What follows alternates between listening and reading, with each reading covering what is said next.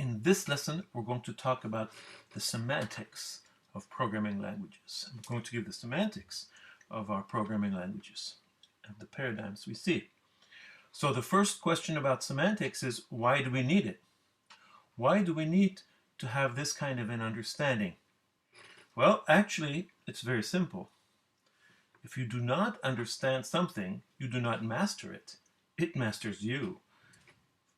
Couple of examples.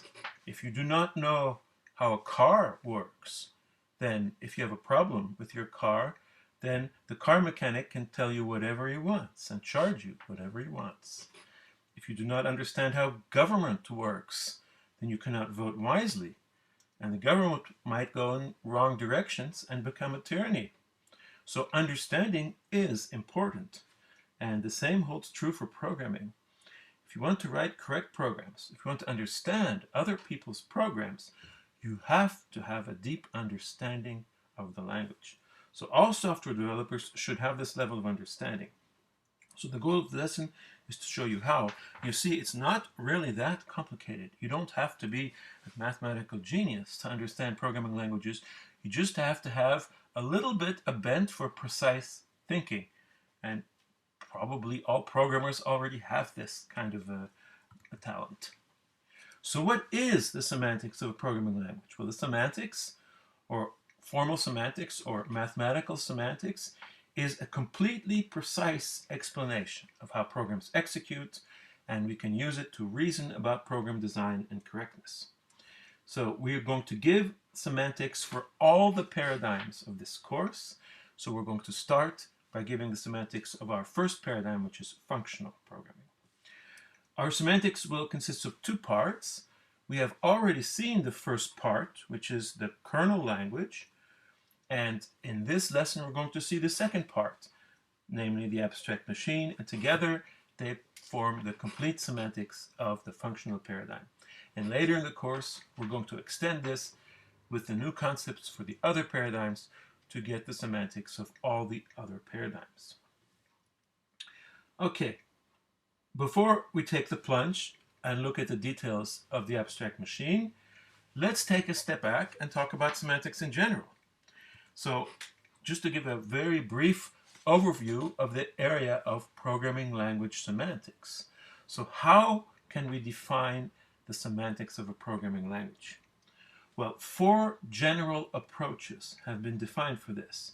One called operational semantics, one called axiomatic semantics, one called denotational, and one called logical semantics. And each of them has its own way of looking at things. So let me just briefly try to tell you what the essence, the gist of each of these approaches is.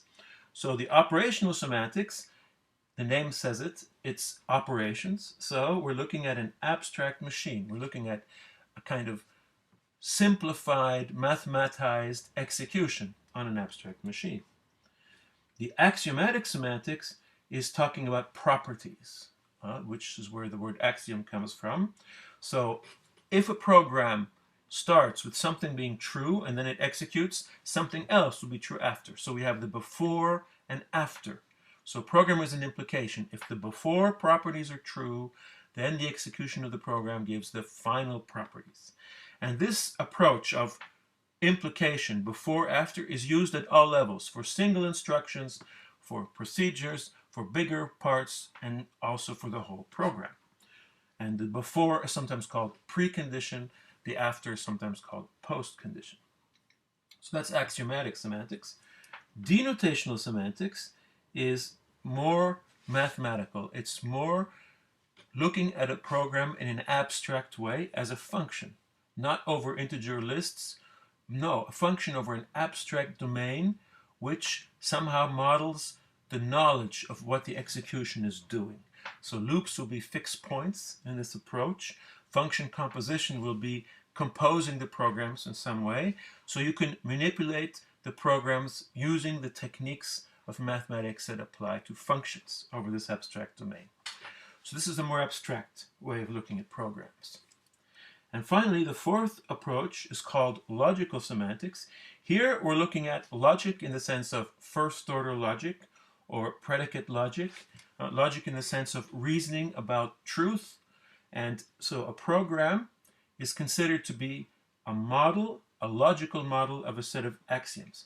What that means is that what the program does is going to be in agreement with some logical axioms.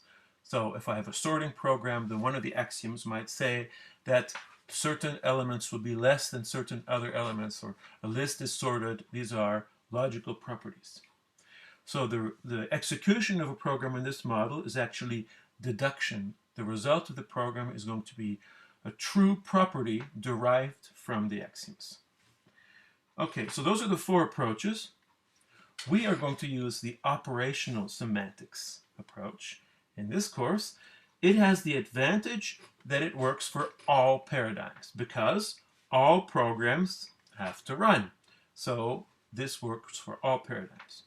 The other approaches are more targeted. They're less general. They work best for some paradigms. Like axiomatic semantics works best for imperative, where you have updating of variables multiple times.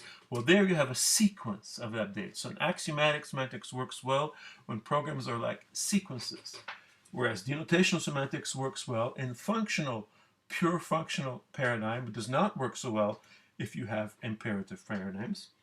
And logical semantics works well, of course, when your program is based on logic, like logic programming or Prolog or constraint programming. So we are going to use operational semantics, but the operational semantics approach has a disadvantage that it's focused on the execution and not so much on the properties.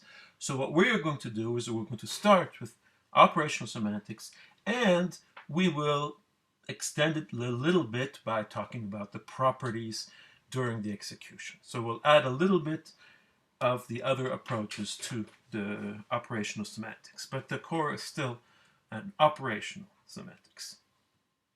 So the operational semantics has two parts. Has a kernel language.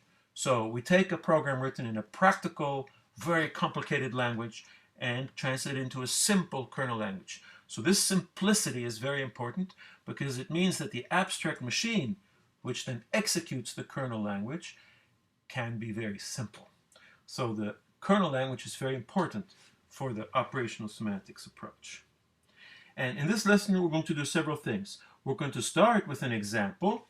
We're going to an example about how to prove correctness using operational semantics. So we're going to execute the program in the abstract machine and show that some property holds. And then we will have another piece of the lesson where we'll actually define the abstract machine and give an example of how it works. And then we will define the semantic rules. So each instruction in the kernel language has a rule, a small definition of exactly how it works in the abstract machine. So basically, you have to have one semantic rule for each instruction in the kernel language. So we're going to look at that.